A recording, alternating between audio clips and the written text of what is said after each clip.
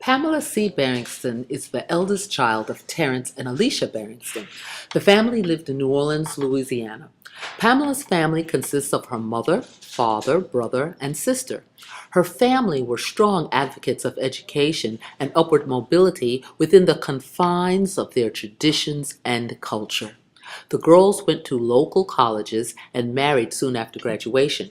Work for the Barrington females consists of volunteer work, happened around children's schedules, or to make extra money.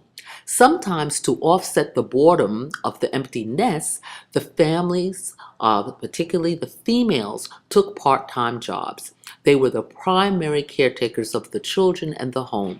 The males were the primary providers.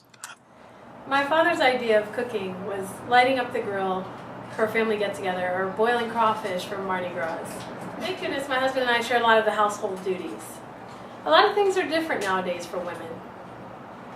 I'm happy to share my experience if it can help other women. I went to Brown University. I was the first female to leave New Orleans for school. My cousin Kenny and I, we both got full scholarships, and our parents were so proud, but they were apprehensive. Upon graduation, Kenny and I, we both received prestigious fellowships to study abroad for a year. And at Christmas, we decided to tell the family the great news, and they were so excited for us, but we both got two different types of feedback. Mine was more like, if you study abroad, you might not find a husband in time. Kenny, on the other hand, he didn't get any of these cautions. He was encouraged to embrace this adventure and into an MBA program at Harvard.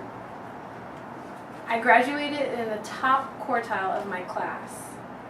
I was lucky enough to get an internship at Bradley, Rubens & Price. Bradley, Rubens & Price is an international finance firm that's ranked in the top 25 on the Forbes list. Pamela was seen as an excellent candidate. Her overseas experience was seen as extremely beneficial. In addition to English, she spoke French, Spanish, and Cantonese. Pamela also exhibited leadership potential and excellent communication skills. When her internship was over, she was immediately hired as a junior account executive.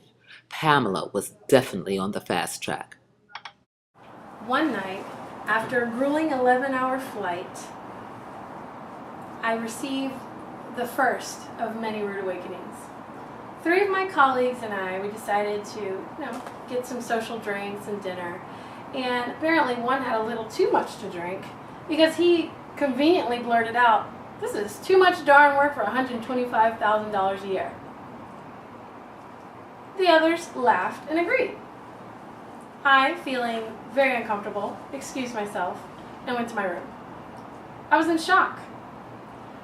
I couldn't believe that all of my male colleagues were making $25,000 more a year than me, with the same or less work and skills. I realized that night that I was so happy to be hired after my internship that I didn't even think to negotiate a better package. With Bradley, Rubens & Price, I oversaw a team of 5 junior account executives, both male and female. 2 of my male colleagues, though, were promoted before me, and a few other had were courted by other companies and left. I figured that if I'd come in early, left later, made more money for the company and did different things to develop my skills, that would improve employee performance. My company administered employee satisfaction surveys and annual performance evaluations. My personal feedback was always excellent. So I brought up to my manager a possible raise. His reply to me, "Be patient." Human Resources told her that the policy was 90 days and that she needed to take this up with the CFO. Pamela set up a meeting with the head of human resources, her immediate boss, and the chief financial officer. She told them that she would be willing to work from home, but she really needed the time.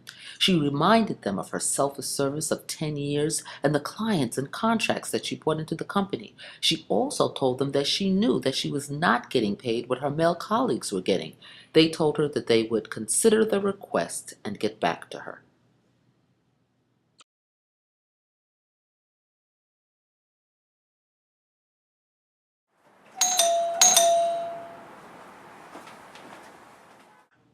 A month later, Pamela received a formal letter by certified mail stating that at the end of 90 days her employment would be terminated due to the current economic climate. In response, the company is cutting back. She would receive a 6-month severance package. The letter informed Pamela that Bradley, Rubens, and Price appreciated her excellent performance and wished her the best of luck in all her future endeavors. Pamela's immediate boss told her that it was not his decision. Human Resources said that according to their employment policies, everything was done in compliance. The CFO told her that she was bright and talented, and unfortunately, hard decisions had to be made in this uncertain fiscal climate. Pamela was very shaken by this experience. It was not enough that both male and female colleagues would refer to her as the Harvard Bee when she was being assertive. She realized that she was able to negotiate billions of dollars for Bradley, Rubens, and Price, but did not negotiate for herself. She and her husband made a decision for their family. Pamela's husband made a good living. They decided that she would work as a consultant. She would not have to deal with office politics and the double standard. Most importantly, Pamela would have more time with her baby and spend more time at home.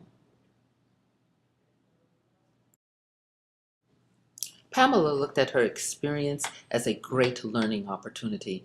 She felt divine order in how things worked out for her. She wondered what happened to women that are not as fortunate.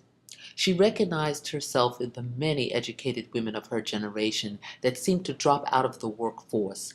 She vowed to align herself with an advocacy group. She understood that corporations could find loopholes to get around the Pregnancy Discrimination Act and other laws that protect women's rights in the workplace. Sometimes, when Pamela watches television interviews with top female leaders, she feels a tinge to get back in the ring. That could be me, she thinks. Then she looks at the gurgling of her son in his bassinet and her husband watching Sunday Night Football, and the tinge is replaced by a peaceful, grateful smile. Pamela Barrington currently owns her own consulting firm and works part-time as an associate professor in New York University's Graduate School of Business.